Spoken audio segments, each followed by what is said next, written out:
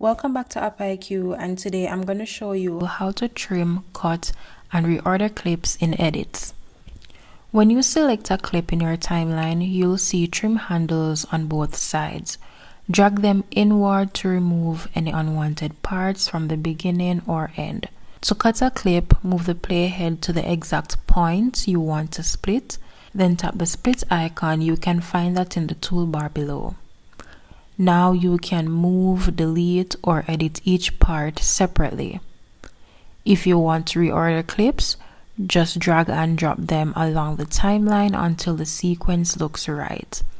This flexibility lets you fine-tune your storytelling, whether you're matching beats to music, creating quick transitions, or adjusting the flow for pacing. Small tweaks make a big difference. Even trimming a few seconds can completely change how polished your final edit looks.